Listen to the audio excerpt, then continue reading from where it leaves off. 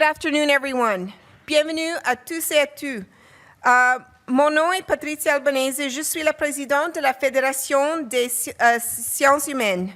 On behalf of the Federation for the Humanities and Social Sciences, I'm really delighted to welcome you all to the first event of our flagship Big Thinking series at this 88th Congress of the Humanities for, of the Congress for the Humanities and Social Sciences. I'd like to take this opportunity to say how grateful we are to members of the Musqueam community for their generosity in providing a welcome to their territory each day during Congress at the President's receptions. With a gathering of this scope, it's not possible for Musqueam elders to be at all Congress events, so we're especially thankful that they've taken the time to be with us at so many already. We would like to acknowledge that the Vancouver campus of the University of British Columbia, where we gather for Congress 2019, is located on the traditional, ancestral, and unceded territory of the Musqueam people. We give heartfelt thanks to the Musqueam people for allowing us to join them on their territory. Our gratitude extends also to the Squamish and Tsleil-Waututh First Nations for hosting Congress attendees on their unceded territories that we now call the City of Vancouver. J'aimerais signaler avant de commencer que nous proposons un service d'interprétation simultanée. Vous pouvez vous procurer des écouteurs dans la salle située à l'extérieur du théâtre. I also have a point of housekeeping. I need to announce that in case of an emergency, there is a muster point in front of Sage. We're enormously grateful for all the hard work leading up to this week undertaken by our Congress hosts and partners here for the Big Thinking series and for all other events here at the University of British Columbia. We're really grateful for all the hard work you've done for many, many months before this and for helping to bring this all together this week. Je souhaite remercier le Conseil de recherche en sciences humaines et la Fondation canadienne pour l'innovation pour le pariage de la série de causeries Voix Grande. We're also grateful for the support of Universities Canada for today's Big Thinking event. And it's thanks to the generosity of these sponsors that we're able to host these events as open events so that they're open to the public. I'd also like to note that all the Big Thinking events are videotaped, and you'll be able to view the lectures later on the Congress website. Big Thinking series gives us a chance to engage in thoughtful exchanges about critical issues of our time. And today is no exception. We're delighted to welcome Esi Edugyan, one of the most exciting contemporary novelists in Canada today. And we're honored to have this multi-award-winning author, an author of this incredible caliber kick off the series in great style.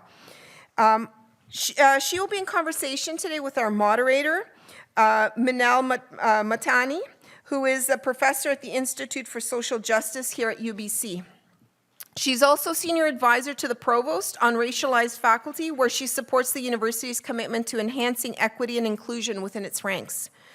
Earlier, Minelle was a national television news journalist with CBC and professor at the University of Toronto, where she taught human geography and journalism.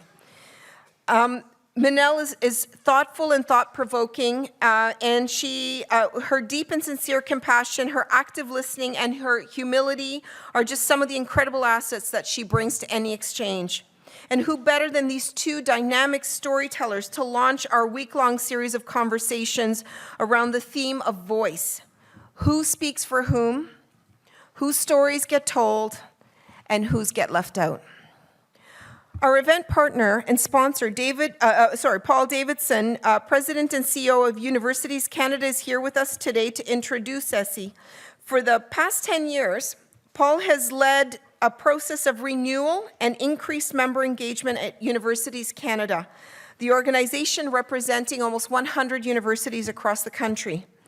Before then, he was executive director at World University Service of Canada, where student refugee program, where they have an incredible student refugee program that does fabulous work with Canadian students who are supporting refugee students at 80 campuses across the country, including here at UBC. So over to you, Paul.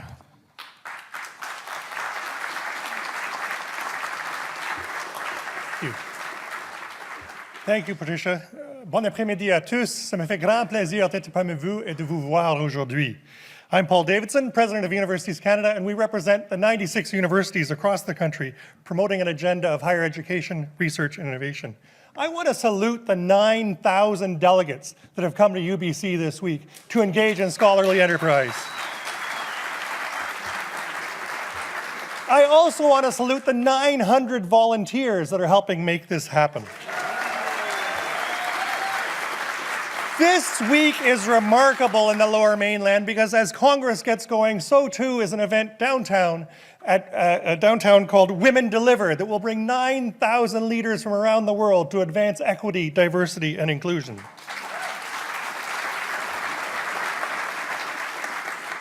I started my week on the unceded Algonquin territory, meeting with the delegates of LACFAS, the counterpart organization to the Congress. In the middle of the week, I was on Treaty 1 and Treaty 2 territory in conversation with Cree leaders and Métis leaders. And today it's a great pleasure to be on the Musqueam Nation and to have been so warmly welcomed by the elders today. For about a decade, Universities Canada has been a proud sponsor of the Big Thinking series. We do this in order to make the lectures free and available to the public.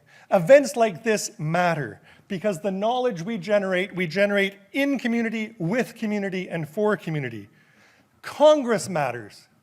You never forget that Congress matters. It's the largest academic gathering of its kind in the country.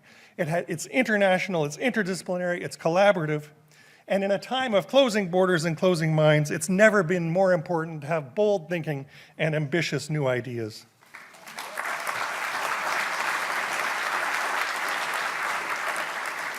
We're delighted to have such an outstanding speaker and an outstanding panel today. As someone who has worked for many years in Canadian book publishing, I'm particularly thrilled to meet and hear from one of Canada's most celebrated authors, Esi Edugyan.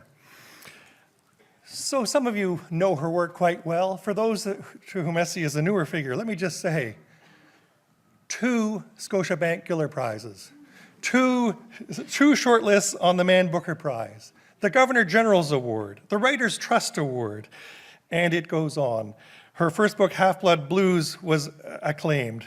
Her next novel, Washington in Black, similarly acclaimed. And she's also had a work of nonfiction published, Dreaming of Elsewhere. You may have seen, as flying out to UBC, you may have seen that she's just been named the Globe and Mail's next book club convener, following in some person named Margaret Atwood. I am delighted to introduce not only Dr. Minelle Mahtani, who moderates the session, and our great Canadian author, Esi Edugyan.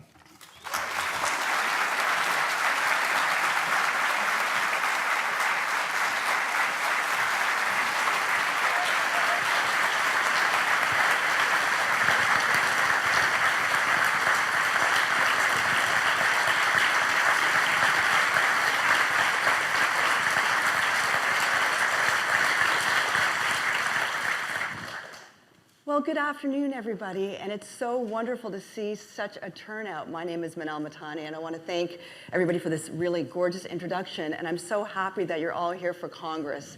As you know, this is a really important event for all of us here, and I'm really pleased to see, again, so many people turn out for this. I'm just so thrilled to be speaking with Esi today, and before we launch into a conversation, I really want to give you a sense of what an extraordinary reader Esi is. If you've ever heard her read before, you know what a delight it is. So Esi, will you do us the honor of reading us an excerpt from your work today? I will, and I'll keep it brief, but just to give a bit of context about what the novel's about for those of you who haven't read it. It's about an 11-year-old slave boy called George Washington Black, also known as Wash, he's really known no other life. He was born on the plantation and so has a very limited sense of what his horizons are. And so he's really shocked to one day find himself taken to live in the quarters of his new master's brother, who's a man called Christopher Wilde, or Titch. And it's through Wash being removed from his fieldwork that he's able to learn to read and to learn to draw and to really start to establish a sense of himself as an actual human person with needs and wants and wishes and talents that will take him into the world. So in this very brief passage that I'll read, Washington and Titch have been forced to flee the plantation under dire circumstances, and they've got to, unfortunately, use a contraption called the cloud cutter, which is a very basic, rudimentary hot air balloon style machine that Titch he's been putting this together with Wash for several months, but it's not ready yet. We fled, staggering under our sacks in the gray half-light. The moon had dimmed. Titch relit the lantern and dropped the cloth over it, and we walked by the weak orange light, stumbling over the path we had traversed so many times. In silence, we fumbled and scrambled our way towards Corvus Peak.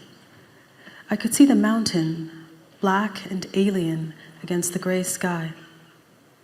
I feared we must be discovered. I feared the master must have some manner of guard or watch that would alert him to our passage. But Titch did not seem to share my fear. He walked steadily, distracted, weighed down by the seriousness of what he was about to do. I could see nothing in the darkness. When we reached the peak, we slid our packs off, our legs trembling, our faces damp with sweat. A wind was blowing. The cloud cutter roared, creaked, leaning into its ropes. The wind was warm, unpleasant, with a scent of iron and rain in it. I watched Titch's dark figure move to adjust the canister of gas in the blackness, grunting and cursing softly. The canopy hung high above me, a scorch against the lighter sky. Titch called to me urgently, and I clambered into the wicker and wood gondola, its oars stretching like antennae into the sky, its 4 odd wings creaking like rudders in the wind. How terrifying it all looked in the dark. A great hot fear of death went through me. As Titch was double-checking the bolts and knots, he paused to give me a strange, quiet look. But I said nothing, and he said nothing, and in the silence, he turned back to his preparations. "Well, Wash?" he said at last. "Well?" I said, terrified. Then, without another word, he adjusted the canister. A higher column of fire surged upwards into the canopy, and the fabric began to shudder and shake. The shaking was terrible. My teeth rattled in my skull. I stared in fascinated terror at the broad black mouth sucking up fire. The air stank of char and smoke, of burning oil. Finally, Titch leaned over and severed each rope in its turn. All around me, I could hear the hissing of the grass as the wicker basket was dragged across it, a vicious, final sound. In the half-light, I could just make out the hollows of Titch's face, his eyes blacked out, only the white shards of his teeth distinct and visible. I felt a give in my belly. I clutched at the oars of the cloud cutter in dread. The air around us began to howl, the sky rushing towards us. We were rising. I can barely describe the sight of it. I saw the threatening sky below, a great red crack of light, like a monstrous eye just opening. The sky was still black where we were, but the wind was already hurling us seaward. I watched the half-cut cane fields in the faint light, the white scars of harvest glistening like the part in a woman's hair. What did I feel? What would anyone feel in such a place? My chest ached with anguish and wonder, an astonishment that went on, and I could not catch my breath. The cloud cutter spun, turned gradually faster, rising ever higher. I began to cry. Deep, silent, racking sobs, my face turned away from Titch, staring out onto the boundlessness of the world. The air grew colder, crept in webs across my skin. All was shadow, red light, storm fire, and frenzy. And up we went into the eye of it, untouched, miraculous. Okay, thank you.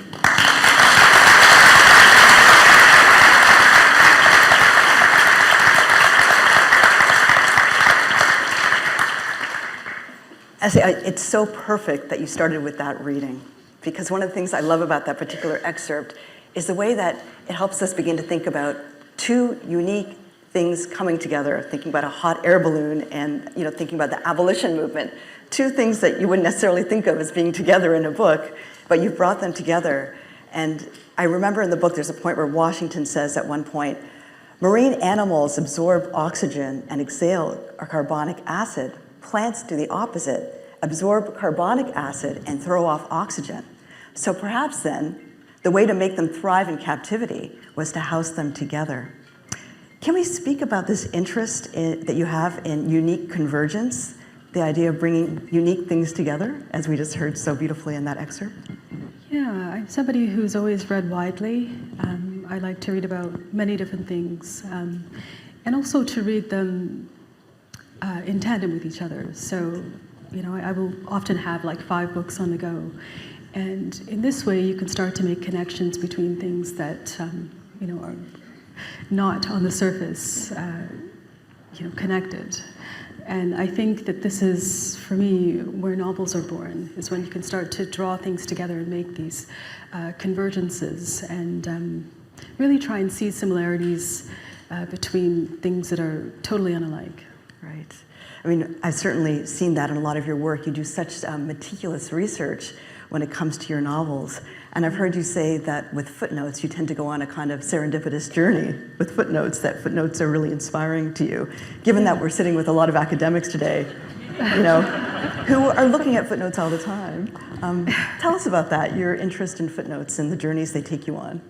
I mean, quite often in footnotes, there's something that obviously doesn't fit into the grander narrative of the text, but was of interest to the scholar or the historian, just whoever's writing the text, and was interesting enough to be included as something to be investigated further. And I am just so interested in these things that don't necessarily fit into larger narratives, but are still just abidingly interesting. And when I started writing Washington Black, it really came out of a footnote. It was born out of a footnote.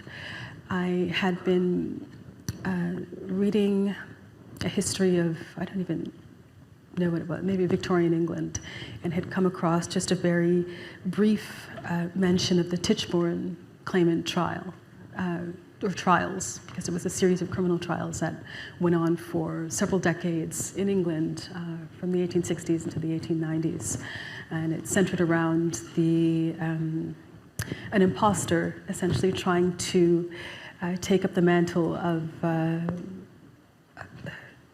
claim the fortunes of a family, a very rich and established aristocratic family in the south of England, because their heir had presumably been killed in a shipwreck at sea. And so this man in Australia saw his chance to claim that he was that heir and really take up his place at the head of that family. But what happened was his mother, who fully believed that this was him and very much wanted to believe this, thought, okay, well, I have to make that case to the family. And so what she did was she reached out to an old family servant who was living in Australia at the time to go and make the identification of her son, because he had obviously grown up alongside her son. And the man that she reached out to was an ex-slave called Andrew Bogle, who had been stolen off a plantation in the Caribbean 4 decades earlier by a member of the Tichborne household. And so I thought, this is so interesting and so fascinating, and I thought, what if I could tell the whole Tichborne narrative through the eyes of this man, Andrew Bogle? But when I sat down to do it, me being me, things, kind of went sideways and this and that. I realized I was not that interested in all of the endless details of litigation to do with these trials. And I was much more interested in the psychology of somebody who was like Bogle, who had been wrenched out of one very dire set of circumstances in which he would have had an idea of his life as being something very limited and very finite, and something that would probably end prematurely and painfully. For him to be taken out of that kind of, that reality, but that kind of thinking about one's life, the narrow horizons and the pain of that, to be taken out of that and then transported into worlds that he could never have imagined or conceived of when he was on the plantation working in the fields. That I thought was fascinating. And how do you start to reconstruct your identity after you've been through so much trauma and really wouldn't have had a sense of your life as being something that would continue into adulthood, where you would be able to sort of,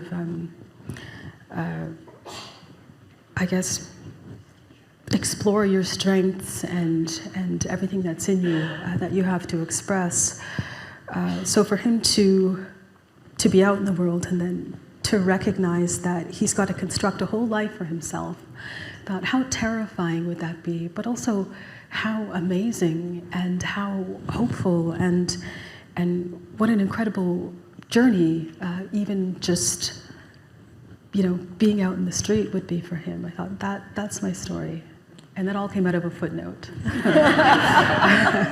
I think you've now encouraged all of us to read our footnotes a little bit more carefully. Yeah. One of the most beautiful things I think about your work is the way that you seem to balance that meticulous process of research with this process of intuition, that you're constantly thinking about that balance so beautifully. And I want to get back to the way you've just gestured to the idea of Washington's personhood, coming into personhood and discovering his story. And you have said that Titch and Wash have a friendship, but it's never going to be a relationship between equals. And that really stuck with me, that this power imbalance in their dynamic is just too grave. And it made me think about this idea of toxic white benevolence in the academy, particularly given the work that I do here at UBC. Titch even says at one point, "I tried to be kind." That really stuck with me. Can you speak more to that kind of grammar of good intentions, the danger of the grammar of good intentions that seems to be articulated through Titch's voice in particular? Yeah, so I'll talk about it in the context of the novel, is that Titch is, he sees himself as really being at the forefront of progress in a lot of ways. He's an intensely deep thinker about the sciences, particularly the natural sciences. He's an inventor. But he also sees himself as being an abolitionist and really being at the forefront of the movement in England. And in fact, part of why he's come to the plantation is to make notes about all of the injustices that he sees there so that he can hand the notes to a friend in Parliament who can use this to bring about the end of slavery. And so that's the great moral work that he feels that he's doing. But in terms of actually confronting his complicity in slavery and his family's, just hundreds of years long complicity in slavery, he's not maybe so interested in doing that work or even acknowledging that it's work that has to be done. So he's somebody who's always had the privilege to travel about the world as he wants to, doing his experiments, and this is something that his father does as well. But he doesn't really question how he's able to do this. Like, what is the wealth that is funding these experiments? It's not something that he's really confronting as much. And similarly, when he wants to build his cloud cutter, and he's constructing this on the hilltop at the plantation, he asks his brother for permission to use some of the slaves. And he sees this as an act of benevolence because he's removing them from field work to work on his contraption. And he he does, to his credit, give them half a day off of rest. But then he sets them to the task of building this great contraption, which is like a symbol of progress, without really thinking that this is work that's maybe just as physically exhausting and tiring as field work. It's not something that he really is looking at very closely. And in his relationship with Wash, he initially chooses Wash because Wash looks like he might be of help in his experiments. I mean, he's a good size, so he'll be a perfect size to help man the cloud cutter. But then when he sees that Washington actually has a bit of talent with drawing, he's amazed. Like, this is something that's amazing to him, and he's delighted, and he's happy to make use of that talent. But I think the very fact of his amazement and surprise that somebody, that a slave could have this aptitude, I think that's very telling. The fact that that's not something that he anticipated or even really had a sense could happen. That there could be a slave that had some kind of deep intellectual talent. That's not something that he was expecting or was even sort of, it comes as a huge surprise. And for a man like him, who considers himself to be an abolitionist, it really shouldn't be that great a surprise. And so there's this dichotomy with him. He's not necessarily as progressive as he believes himself to be. There's a line in the novel where he talks about the fact that slavery is a great moral stain against the white character. And Wash is very young when he says this to him. So, but even then, he kind of thinks like that seems a little bit off, but I don't really understand why that's not right. But the fact that he's interested in this, in terms of it being something that can hurt, I guess, the white psyche, that this is at the forefront of his thinking is very. It's very sad, and it's very telling.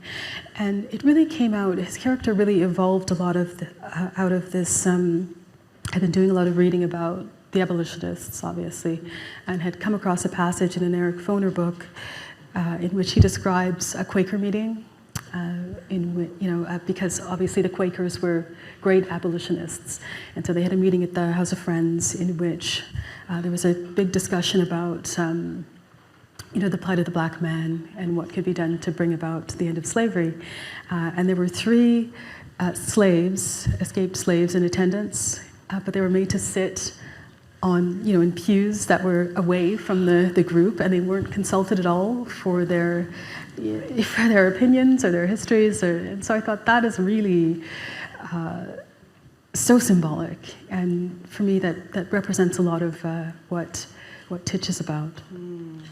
I love that just thinking about that moment in the book, and I really think it illustrates some of the themes that we're trying to explore at this conference or the next little while. Early on in the book, in Washington Black, Wash is told by Big Kit, a fine, fine, quiet, listen. Can we talk about that shared experience of listening, given that's the theme of a lot of the Congress this week, how we might be more attuned to the power of listening? Maybe thinking about listening as a political act and as a pedagogic act for so many of us here. Yeah, I think we are really living in an age now where that's an issue. That's a huge issue, this act of listening. I think we feel that we are listening, but that we're not actually listening. There are a lot of walls put up when it comes to confronting people whose opinions and attitudes are so different from our own. And once those walls get drawn up, that is I think the end of dialogue. And the end of dialogue really is the end of bridge building, for lack of a better term. And it's how societies become fractured. I really feel like the act of listening, even to something that we think is filled with great ugliness, is the only way that we're going to get out of our our current place. And so I guess in that sense it does become a kind of a political act. But for me, when I write books, part of, I guess, my overall project, if I can be said to have one, but certainly when you sit down to write, you're not thinking in these grandiose terms. But the act of reading a book and reading about somebody who's completely unlike yourself, whose life is unspooling in a completely different country, or somebody who's living in a body that's nothing like your own, or just whose experience is so different. When you are forced to confront their lives on this very granular level, where you're privy to their thoughts, and not just the content of those thoughts, but the actual structure of somebody else's thinking, like this can be revolutionary, I feel. This is something where you're forced into this this fellowship or this relationship with somebody, and that's the beginning of empathy. I think the stirrings of empathy, and even when those thoughts are, as I said, unattractive to you, I think the act of confronting them and dealing with them is something that we really need. Right. Particularly, as you say, in this day and age, the importance of thinking about that, I think, is really key. I want to make sure before we end, because I want to open it up to the audience, I'm sure all of you have really important questions. I want to make sure we talk about craft today, because there's so much in your work that really begs us to think about the act of writing. And to that end, I want to think about that in relation to a keynote that Esi Edugyan gave recently at the Growing Room Festival. She spoke about the relationship between care and craft. And I've heard you say it takes sometimes a day to get a single paragraph right. And that sometimes it's even taken 10 drafts or so for a novel. Can you speak to us about craft for you? Yeah. I think, obviously, how something is put together very much affects how it's being read, and it affects the content. It affects the character of what you're trying to say. And so I feel that I have to take great care with every single sentence. This isn't something where, I mean, some writers, that's not their project. They want to sort of create a bigger picture, and so that maybe the character of the way they're putting together their basic paragraphs that's not what's important. It's the overall picture. For me, even something as simple as one word, I feel, affects the entire content of the book, which is the case for literature. So I really try and take care with every word. And that sounds extremely pretentious, I know, but I feel like if there's one word that's not working in the paragraph, you will feel it. It's like a pebble in your shoe. And you really have to just read over something over and over again to try and figure out what it is that's not working and remove it. And in the case of historical fiction, this can often be something that's anachronistic, like something that just would not be uttered in the age in which you're writing, and it just doesn't feel right, and it has to come out. And conversely, having said that, there are moments in the novel where I remember really struggling with how to deal with profanity, in a novel in the 1830s, because obviously the profanity used back then by, say, the English characters, these are not things that are in currency right now. And so initially I'd written drafts in which, the swearing was very much from that era. And it sounded ludicrous. It just seemed totally ridiculous. But you lose the impact of the profanity if it's not something that's hitting people viscerally. So that was a case where I felt I had to be anachronistic. I had to use contemporary language in order to get the punch of those four-letter words in there. And you see historical writers do that quite often, just because you do need that impact, and you won't be getting it if somebody's saying, I don't give a a crow's feather about. It's like, that's just not interesting. So, yeah, I really feel like that's a huge thing for me, but also research, and because there are things in historical fiction that must adhere to the historical record. There are some things that you just, well, I think most things that you just cannot deviate from the historical record. There are times when you can't deviate. And so, especially when you're writing about atrocity, there's just no room for invention. Seems very flippant, but you really, when I was reading about how slavery manifested in Barbados, I felt like I had to, when I came to reproducing it in the book, I had to honor those lives that were lost. And part of the honoring was to depict the horrible brutality meted out on black bodies exactly as I had read it. To invent punishments seemed just outlandish and beyond the point, just outside of it was pointless to do that and disrespectful. And so everything that we read about in the book in terms of the bodily punishments is something that I read about, which is quite astonishing if you think of the lengths to which some people went to deliver these punishments. It was just grotesque and disgusting. And there were times when I just had to, set aside my research and give myself the space to think about something else, or to research something else, like marine biology, which was, a much more kind of joyful sort of research. But even, things with to do with the marine biology, that wasn't something where I invented either, or the details of the construction of hot air balloons. These are all very much taken from, usually from texts, because I'm a reader. This is how I get most of my information. These are things that stick very closely to the historical record. Right. Well, I think we're also grateful that you did that too, to bring in that kind of, those journeys that you went on in your research and brought them together in this particular novel. Has been very moving for all of us, so thank you so much for that. I know that there's members in the audience who would like to ask questions, and I think we have microphone stands right up front. You can see right here. And I really encourage you to come if you have a question for Esi. And I can see people are already very excited. Now, if you are unable to come up to the front, we do have a runner with a microphone, I understand. So do just put up your hand. If you'd like us to come to you, we are able to do that as well. But please don't be shy. This is such an extraordinary opportunity to speak with one of our country's most established and acclaimed authors. And if you wouldn't mind introducing yourself before you ask your question, that would be great. Welcome.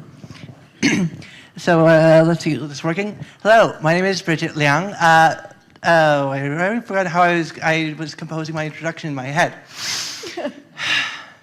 So I'm introducing myself as a half-white Asian settler, queer, trans, autistic, PhD student from York University, Toronto, in the Gender, Feminist, and Women's Studies program. I'm also a writer, and so fiction of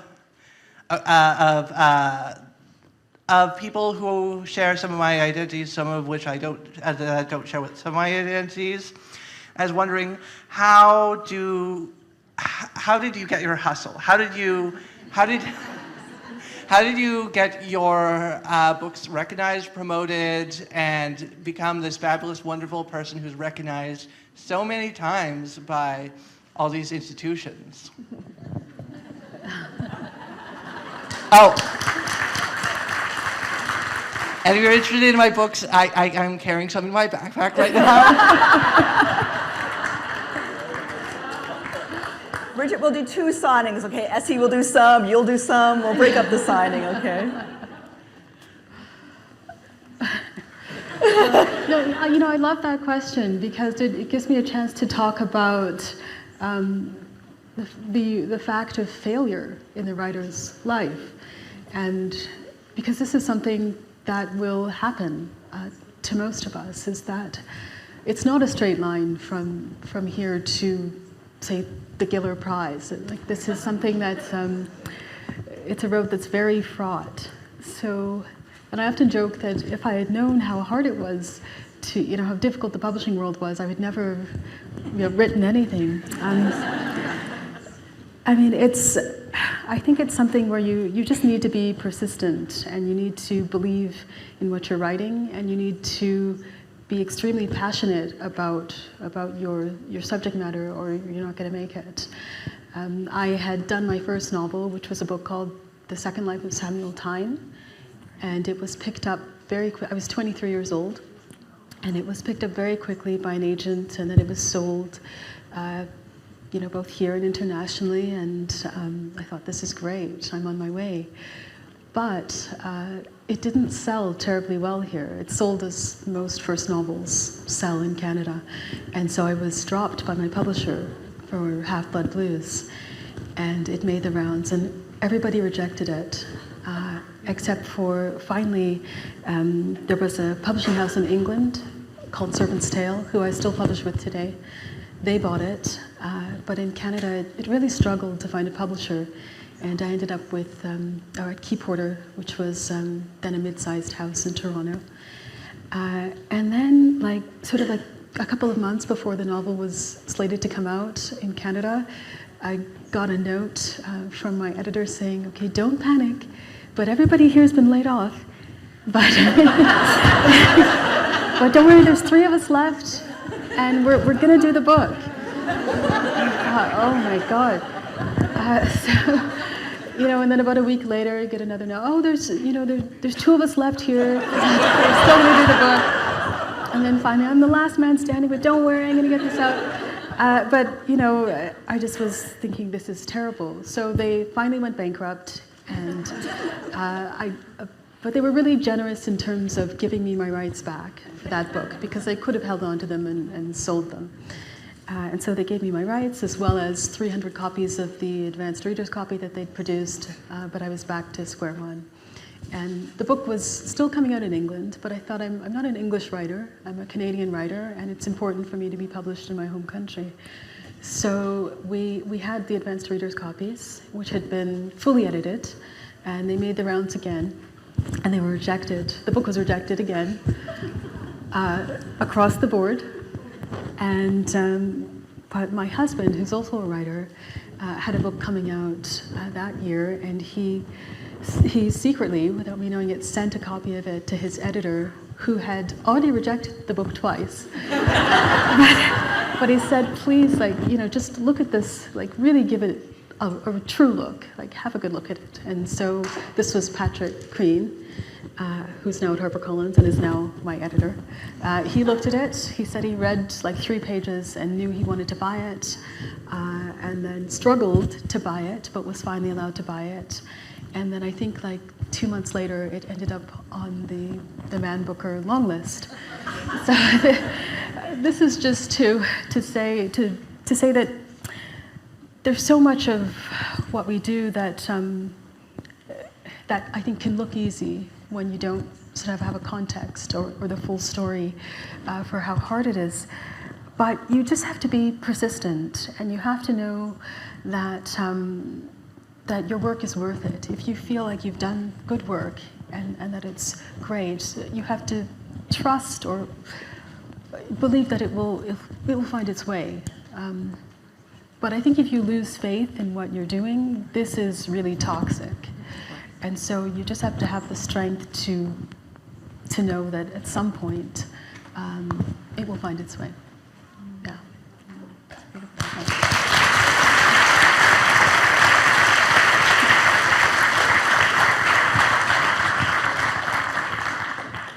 I think we have a question over here, just to the right. Hi, I'm Ashley Jeffers.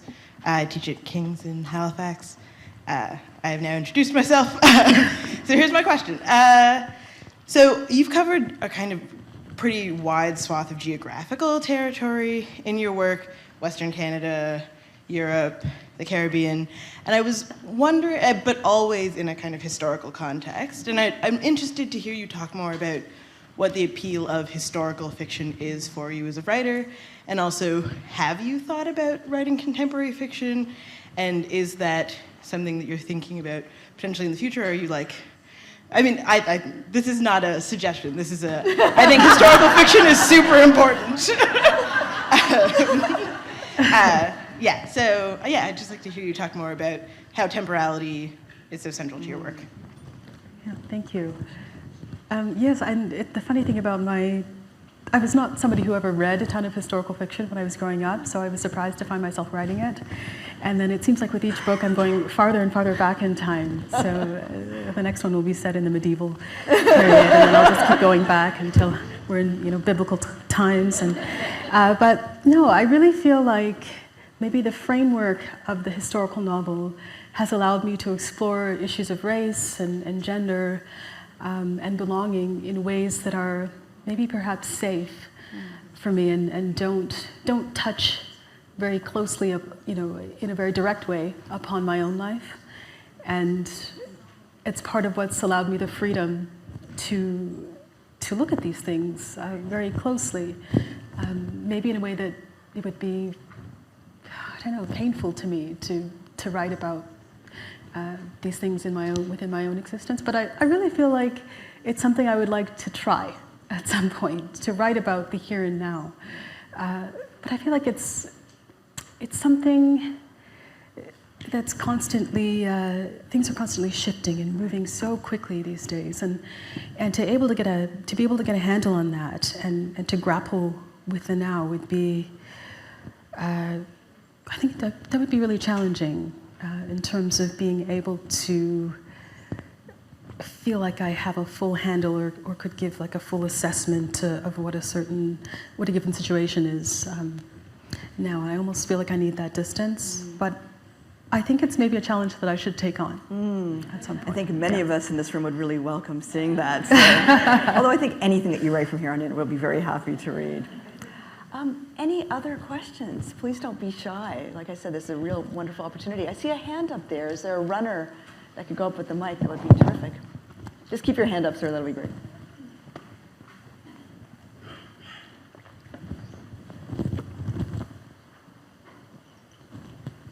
Hi, my name's, can you hear me?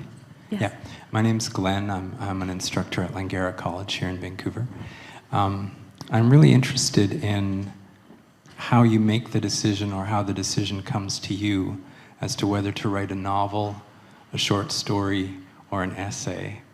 How does that process evolve for you? And you've written a work of nonfiction as well as several novels and short stories, I take it?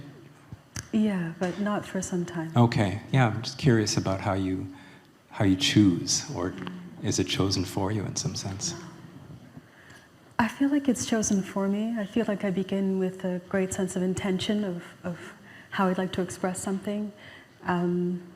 So, for instance, with my essays, it's often I've been commissioned or asked to write about a certain subject on this topic, and so then I know I'm writing nonfiction on such a topic.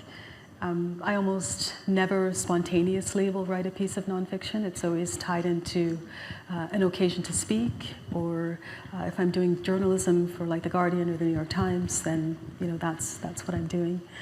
And in terms of fiction, I really feel as though I've abandoned the short story as my form. I used to write virtually only short stories, because when you're a student doing workshops, this is what you're asked to bring to the table.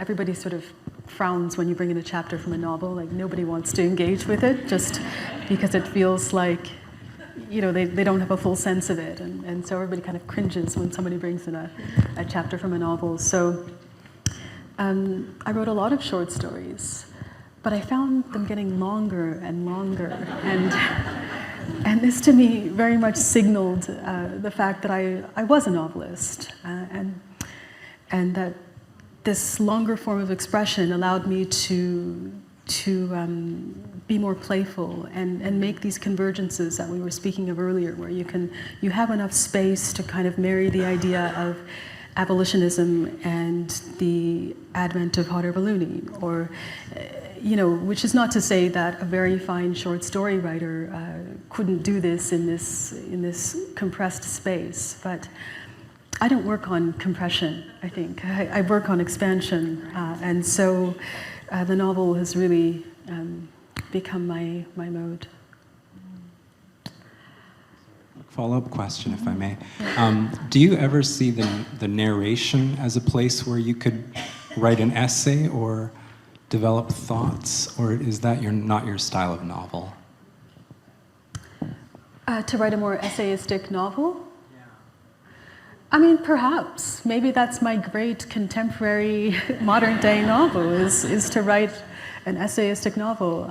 You never really know what form your novel is going to take, I think, until you've hit the last period on the last draft. I mean, a novel is, when you're writing it, it's ever shifting, it's going in different directions.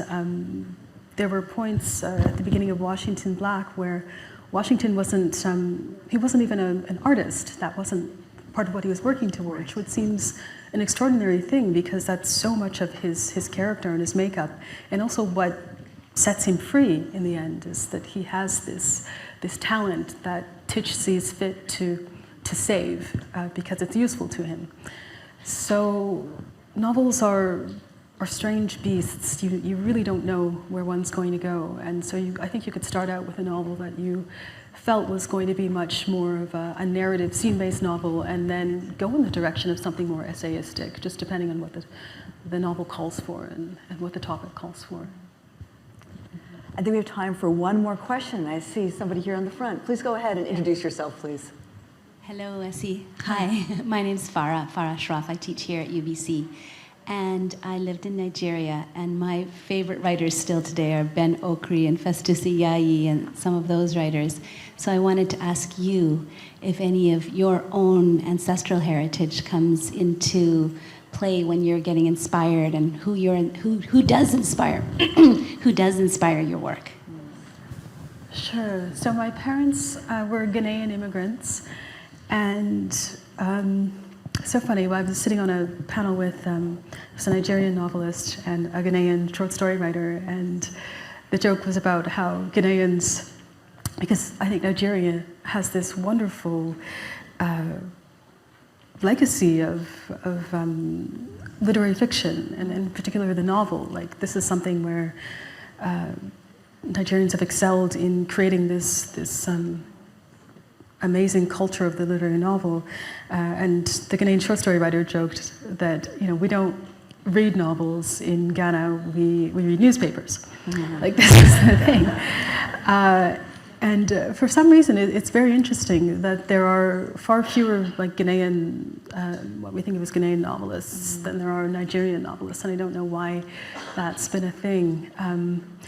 But when I was writing The Second Life of Samuel Tyne, which was my first novel, which was set in Alberta on the Canadian prairie, and was about a Ghanaian immigrant who was looking to sort of jumpstart his life after he was 40 years old, and he felt like he hadn't done anything with his life. And at the time, 40 seemed so old. Yeah. I sort of, those days are long over. Yeah, I know. I thought, how could I have thought that? But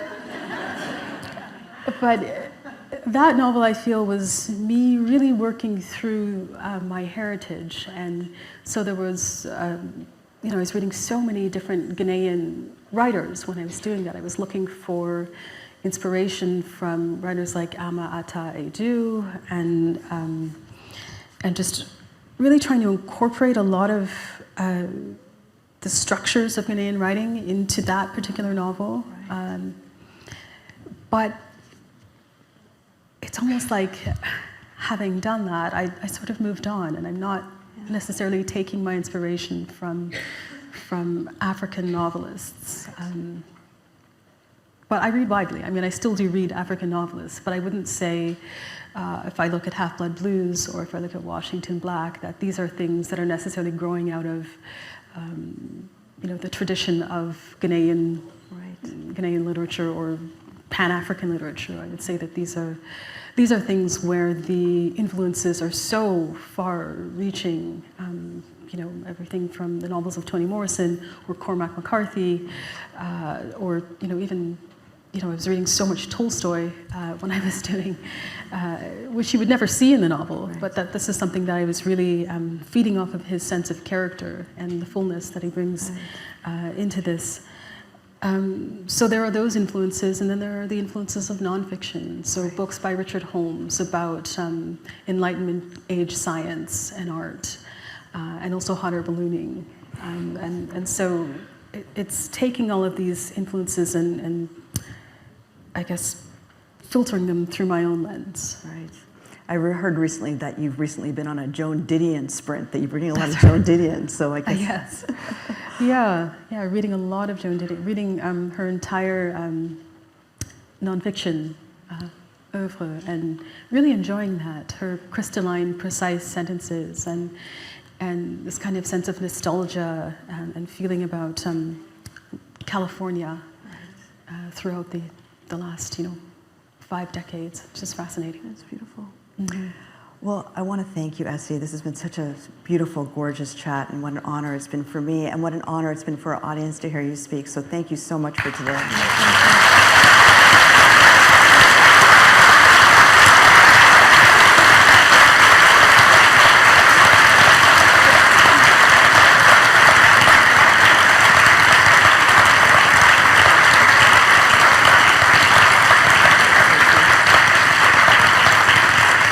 On behalf, Before we go, I want to make sure I throw it over to Patricia for a few words. thank you. On behalf of all of us, thank you so very much, Esi and Minelle. It's been an incredibly absorbing conversation,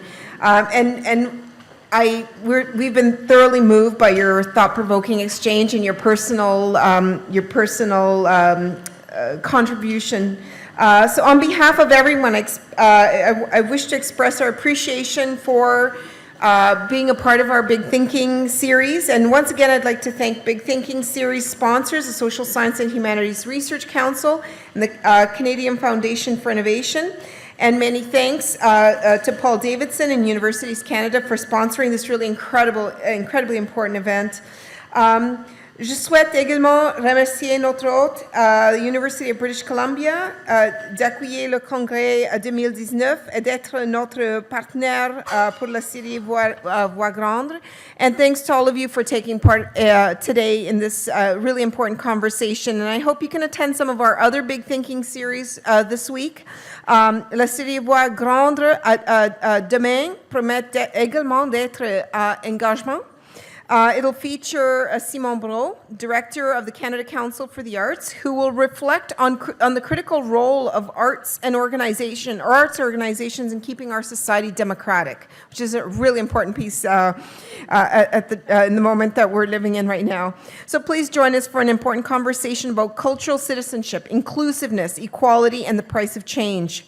That'll be a bilingual event in French and English with simultaneous translation available. And it starts here in this theater again at 12:15. So merci à toutes et à tous. Je vous souhaite une excellente journée. Thank you very much. Have a great day.